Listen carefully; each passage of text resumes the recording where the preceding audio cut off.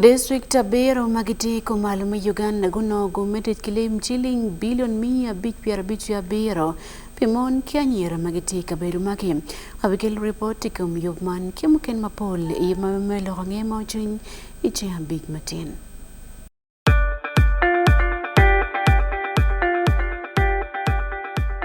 At least the one thing for now we can all agree on is the soap to use. He likes that it's big and lasts long. Anti-economy. I like that it keeps my skin smooth. Ate alina echovu. And the children like that. It smells amazing.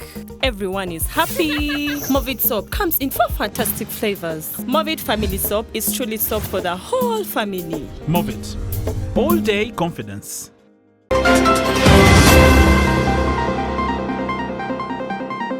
Kamboni momo magotich me yopo guri ilirati iliro pigolo maram kingom me yopo badege. So now part of the where the runway will be is damaged.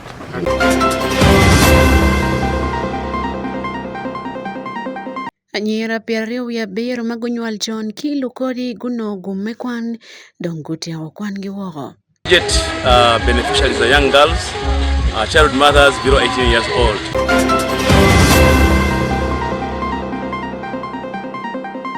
Anyira Kimon Makiti District Abere Kumalma Uganda Governor Gomiteyo Mabutero chilling billion mia beach Piera bitu ya beer Kiyong bot European Union Kachel Kidulma UNICEF. We will have increase in enrollment and transition of girls who face already many challenges to stay in school in Uganda.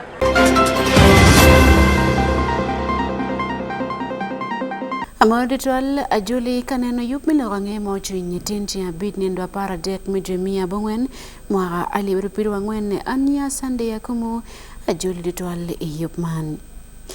Lamak tit makemiye boten tit me yupo gwirima kirenku nyemetiari ipurama tikit gum district ko por lier matek kilok ni mono tika golo mara mikaber mamion ki yupye ba dege melira contractor man makemiye boten tit me yupo gwiri mara kilomita 100 ti yupo kono gwirima ki ba dege ti yupo kono tikwanyo mara mki ba dege kaber makayupye ba dege man anai airport matilira city ndul megalsan insert sanai tourism Nachiliat tiraket melogotaki pero tiro por gomgami unikil dame uyali kin pachi me willo kabero me golo maram I wel me chilling million adek pe eka chira me maram matimanti uyalini iga choki makelu Ilira City West Division kimia borgin rokta me golo kibene kwinyu kabero man me chulu yebu makegolie maram me choti ken machabera rio kapere chikibiti komgen kipente kemelobo Uganda ajoch pa Wan Luo television Hudson Apunyo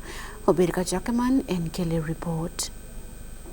Kampane makiluoni mono galsan insat sanai tarim niliat ve tikaret AS te kampane maakilo taki.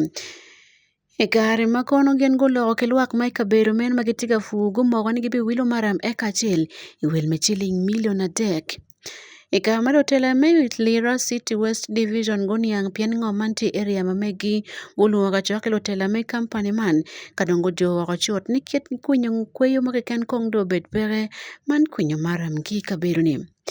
Ikabero kamagati kwenye maram Sam Woneka made general manager maneno lokomba dongo ba dege magiti ikabero mapatki ko ki kudiere me Uganda olemo kabene kuno dong ne pero tim madidi kunya ngom no maram do karo wako doko wani mono mier kenen ke chulu wako chot bene bo bale wako kit me yupo ba dege Ilira. Now this damage is really very extensive because back feeling this and having it because when you see the way the winds blow here you noticed that the runway is supposed to run from this direction, this way, not this way. So now part of the where the runway will be is damaged. And seriously damaged. Very, very seriously damaged. So that is now the challenge we have. So we have really to task this contractor to backfill this place and compact it. Compact it properly. Ikan meka choke malo diro kilo wang dul me galsan insat ko ni mono kino ni mono perotie oneka mi contractor man chabiario me golo wako me duoko chien ngoma ko goli kaberu meno kapere chigibuke me kipenchik. We have made these interventions on your behalf as civil aviation authorities. There was about a week ago, some of us learned just last week, about 3-4 days ago, about what is happening in that piece of land, which was meant for the airfield. It is very disappointing. How do you actually, I don't know whether the word leasing or selling is applicable. How do you get a measurement of 1 acre and you give somebody 3 million shillings and you excavate a matter there which is worth tons and tons in trucks? Before 1995 constitution, all lands of Uganda belongs to the government of Uganda. But the amendment of 1995, lands belong to the peoples of Uganda. It was stated clearly that 12 years back, before 1995, somebody was there on that land, owns that land, which means civil aviation was there. This is a land that was proposed in 1968.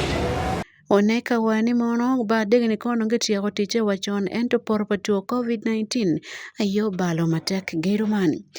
Eno wani kanyo ki yup niyo watin koni wako ba dege mati guluni odong kidul mon UPDF. If we had progressed with this project, you know, before we went into COVID, we had planned to start on construction of this airport here. Of course, we got a few challenges like he mentioned because he was part of the engagements we had previously, where the people wanted to, this what they termed the sanctuary or compensation of some form, and we had started a bit of engagement. But as you know, COVID hit, if there is a sector that was hit so badly, was aviation. Because for us, we generate revenue when you travel. So when there was no travel, we went completely down into ashes. Blessing ni wandinda mati environment manager ite dulme galsan owani mon gini yang ni mono perotie dokibi yini gen gibi chulo buma dongi kwenyo maraman ka owani momili kublo kochet bolu dirume dulman wekinen kidmetia kone oyor yot. Because of whatever happened, we have already entered that land. So when we left this meeting yesterday, we went back. Just like the presenter put it, we have other managers on top of us, and we discussed the matter. So as of now, our project manager had interest in knowing how far did we enter that land? Or is it the whole land that we have excavated that all belongs to CAF? That is what we have interest in to establish also on our side. Then taking note of what he has presented, as a mandate, even besides the borough pit where we took Maram, we have a mandate of restoring everywhere where George Omon la chora wiya bili mati lela City West Division owani pera mati eni mono pagitiki cha den moromo ikomket me kerie ching me winyi mapeti mapen chek ngayo kidul megalsan en kidano maguyen ke queen maram ki kabiru meno. I didn't know that we have a representative of CAA here in Lera. Maybe he would have helped us so much. Because first of all, we wanted someone who has the knowledge about the land itself. The area councillor promised us, but as I talk up to now, he has not yet come. The area LC1 promised, we spoke, he has not yet come. We got the document where a group of people went into agreement with Goltan. That document we have, We wanted now someone with a clear knowledge to give us information. Ambrose Etura mati city planner wani mono golok maramaniti wiali dok ngoman keker yupo badege malupe kon kineno makiti kwede kum don lobo pa city melira. As city, we were not aware of any excavation going on the land. Meaning, what happened was illegal. In 2022, we did what we call Urban Physical Development Plan of Anaiwad. And in the Urban Physical Development Plan, we gazetted that area as an airfield. And we have the map. In appropriate time, we can share with you. Mayor Melira City West Division Rose Ongomo wani mumena matek ni dual Massive Aviation Authority man CAA kuna nigi timu wangom ka bene gunyuot matek to tolwar ga magiti kwene mingom wek dan mokene peko doni ngome wakata kigoye chel. Sam and your team, I think it has been long overdue. I understood the essence of your delay. Whatever you brought forward to us, we have understood. COVID-19 took place, and of course things could not be done the way we wanted. And of course other things, I know government things and programs delay for reasons. At times there is not always enough funds, but I want to plead with you. I am, I think, the third or fourth mayor for this division. After the authorities of this division giving you that piece of land to construct the airfield, I want to plead with you now that if you keep on making these delays every year in, year out, today it is Gulsan that has penetrated into our land. Tomorrow it will be a different thing altogether. When we were in the field, you mentioned that at least a step forward be made by demarcating the whole area. Please, if that could be done as fast as possible, I think that would be okay.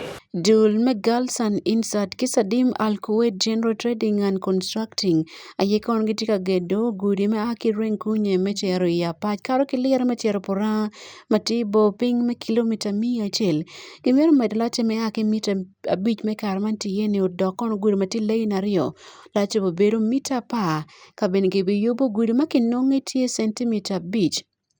Project manomiero te dwe piadaka bicheli dul me Islamic Development Bank ayetie kachulo pire. Kot pamony ma obero piny e barak mati division ma ang'wen ni Gulu City ong'olo kopi kuom lamony ma kiluonye ni Captain Owindeo pedagi kelo ruji kabero mena mokidong galawang. Kot malang'ol kope obero piny obero kano Innocent Chukashava owane mono kibing'olo kono fod dong ang'o meg bimiyo botene wiyo winy kibitudo pire enendo piru ang'wen ni mejemia bong'wen imwaka nini ikien machabiet ariyo matika bino nyim achoch pa Wan Luo television man Robert Ojok mone oberteka winyo pilman kongwanen ngoma otime. Captain Deo Willie Owiny la mon UPDF ma igulu kany kitiro ngolo kore wiye peda kedong yelo bebero palowore ma ekine Lieutenant Fred Namwigo malupe kilok makor winyo Captain Deo Owiny unona Mwigo kijomo kenne gitika neno loga nge TV kileb Luganda ento Captain Owiny utiyo ke twer mamege miloko TV chano meno mikopone I chano manotika lok kilemono. Tich po winy man oweko Namwigo gochako da ma obalo bebero pa jomatika neno TV kabero meno. I do not have any past criminal record. Meaning this offender. However, Your Honor, as officers to quarrel, it was like an unbecoming, though it would have maybe found a way of handling it as an officer. They went ahead and quarreled in front of soldiers, and that's why irritated the offense, Your Honor. We pray that the officer be given an appropriate sentence. Malupe ke chik pamony, ng'ato timo bal machal meno, romo nongo fod mapikar mwaga ariyo ivuch, unyo bene warwome kiromo toro neo.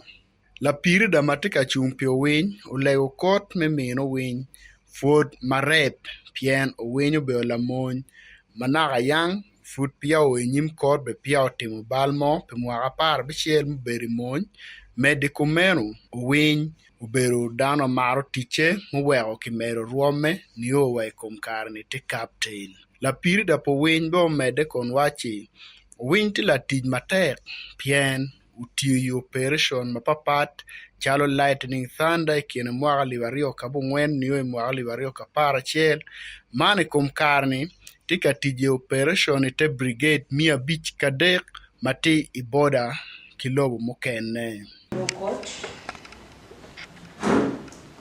It is true he's a first-time offender and he has no past criminal record on file.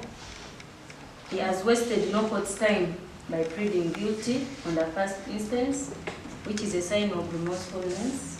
Kano Innocent Tukashaba won kom mi kot pamony muberi gulu kany wachi fod makibing'ole wi winy bitime nendo piero ang'wen midweni.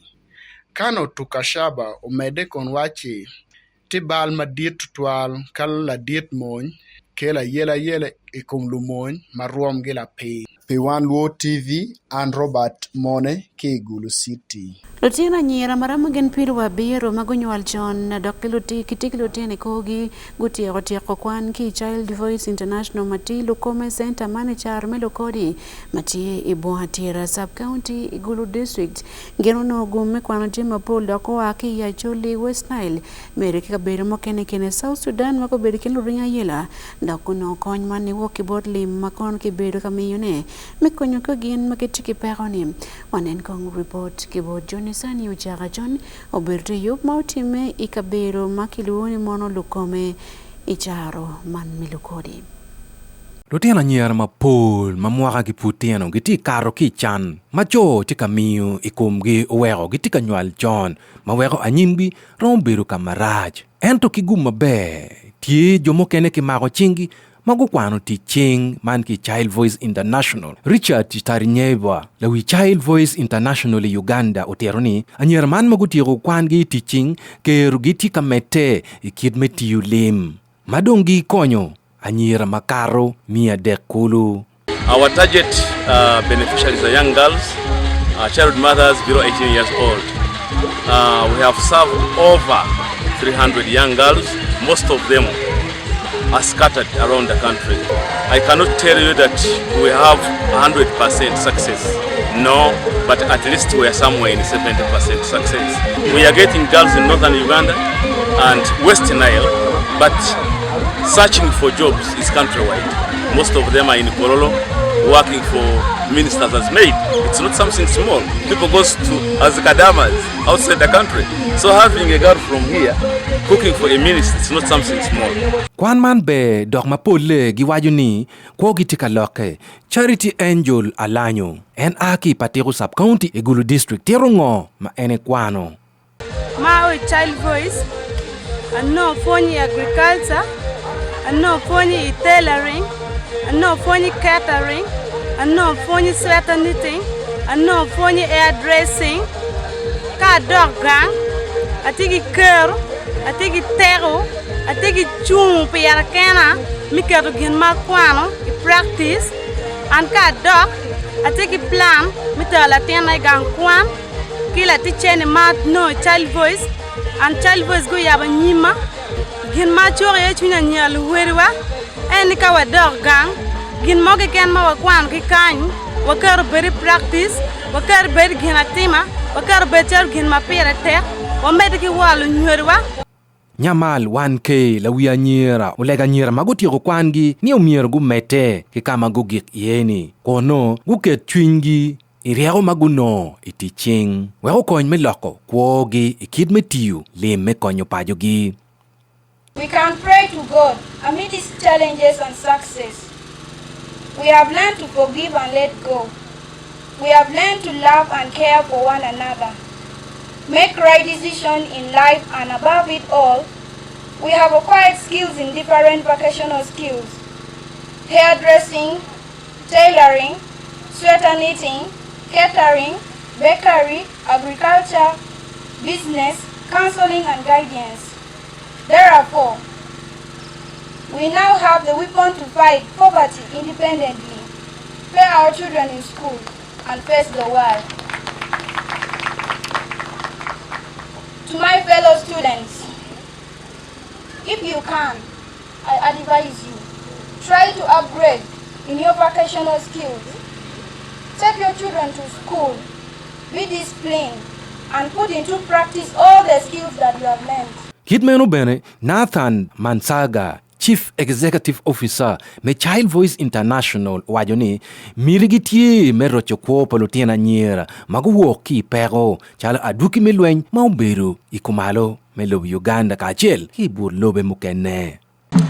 What we have seen in working specifically with young mothers, young women as they grow and develop as mothers, we know that they are the backbone of their communities.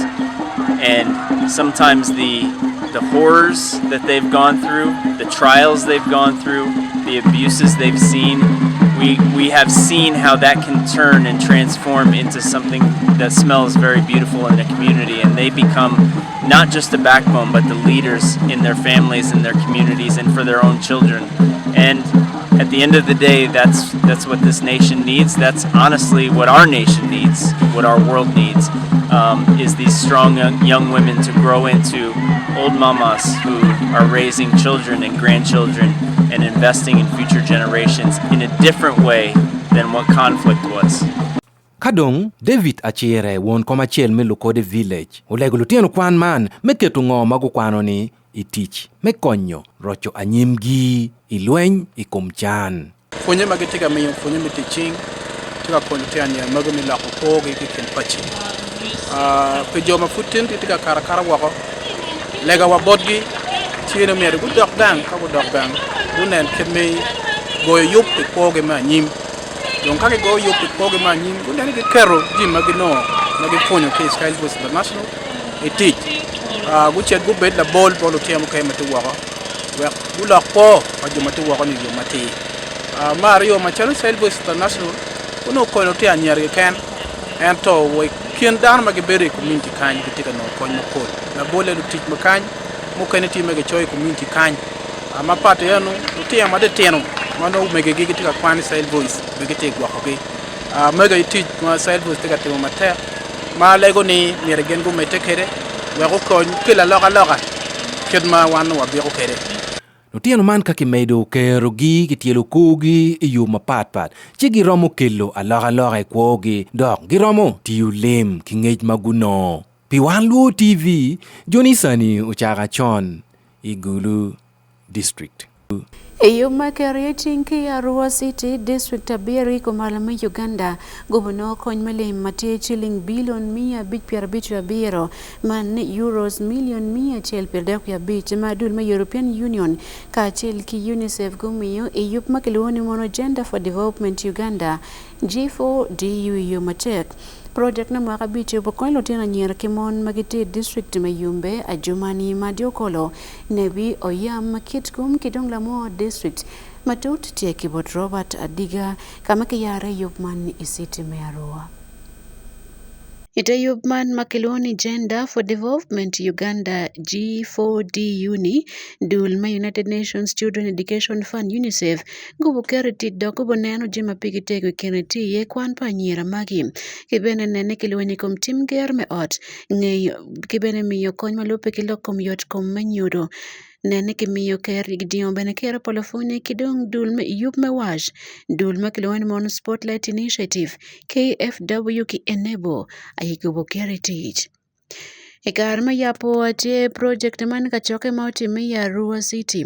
Ladit maloyo lokom yupa EU Juliet Rubenstein wani mono EU kilome makeduti ker kono tite tako yopo kono yup me G4DU ni malupa kilok pagang kalme fune kituro wekichop lek pa Uganda me vision ni 2040 kachel ki SDG4 kachel ki SDG5. Gender for Development Uganda was designed as a Team Europe initiative project with co-funding from Belgium and Germany, and soon also from the Netherlands. It's a massive investment from the EU, and we are really looking for transformative results in the field, looking at the transition for girls from upper primary to lower secondary. The project is targeting 7 convergence districts, and we really hope that throughout this comprehensive package that we will provide to the schools, we will have increase in enrollment and transition of girls who face already many challenges to stay in school in Uganda. Rosette Nanyanzi, Gender Technical Advisor Padul Maneno Iktegankal Lemefonye Kituro Uganda, Awanemono District Mayan, go back Kemeke Perma Yachon, Kedong Benuachal Padian Pol, Nago Wero Kwanikoyo, Kabene Tim Gero Tibalofonye, District Magiduju. The 7 districts that have been selected for this intervention are struggling in one way or another. I've just been telling people here in Yumbe that we still have child marriages that actually take children out of school. We still have teenage pregnancy as an issue that affects adolescent girls and boys. Issues around gender-based violence still exist and in a way affect the participation of girls in education. We also see that we enroll very many children in primary 1, 2, 3, but when girls get to classes 4, 5, 6, we tend to lose them. So this study, this initiative is also trying to investigate what are those barriers that actually lead to low completion rates for the girls, but also looking at what else we need to do to ensure that we help children to transition from primary to secondary. Egar matikono kalok mekawang la diet maloyo kwan mamalo itegankal mefuni kituro Juliet Atuhaire Mzura mati commissioner pegang kwan mamalo wani yumni EU katika konyo miyo kon maketman kabene mantiyo kon mobino ikar nekikome. The program will address 4 areas, that is 1. Sexual and reproductive health and rights, SRHR, the fight against sexual and gender-based violence, SGBV, education for adolescent girls. Number 4, water, sanitation and hygiene, WASH. Allow me to express our deep gratitude to the European Union for their continued support and commitment to this unique and timely intervention, the Gender for Development Initiative. Christine Akumu, Maji Principal Gender Officer Gankalme Gender Labor ki Social Development wa ni mono G4DU umerikup kiana mabe wek district makitino konyo to yupman gunung adukene mabejo. And all these activities that we have complement one another. Whatever Spotlight is doing, whatever UNICEF is doing, complement one another. So it should be implemented together. Philip Akukukaya, Principal Education Officer Mea Jumani, Owani Morotian Kwana Pol, Timupen Marad Dogben Mapol Lake, Fuanipeti Warmabe, a district man, Manurni Mono, Con Market Man Mite, Dogomir Kimet Kafo, Benamatelo Rema UNICEF, Manurni Mono, Alora Murbetie. And our appeal is if we can increase the number, it's better because we have 77 government-granted aid schools, then we have 12 government secondary schools. If this one can be increased, it is better. And we have only one technical or polytechnical institute. And Adjumani has a population of over 580.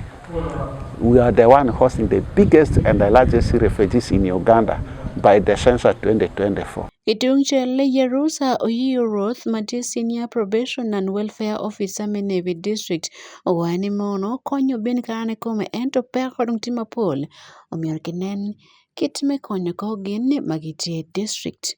In Navy, we have a challenge with the parenting, and that's why most of our adolescents are running out of hand because of poor parenting. And we feel if these components are all implemented, it will help us to create awareness on parenting.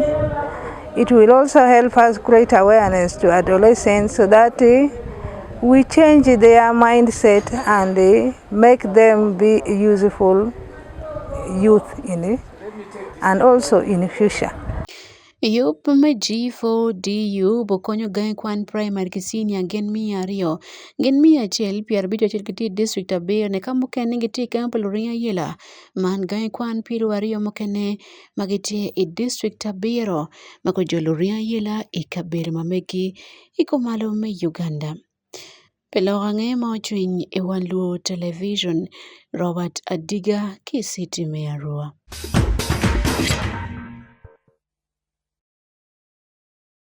Afoyo nene report meno. Iloko mturo kitiro moko nino magibituro kwede qualifier man turo me Sekafa zone ituro me African Cup of Nations man AFCON under 20 kimoro niyo butime iniendu ya bichi niyo kweninde piario mejumia pai mwaraman Dar es Salaam manilobo Tanzania wanan kong report ko harikawar malupe kilo kama manager melo kompiem Yusuf Mosi omoro bot lumemba padul me Sekafa.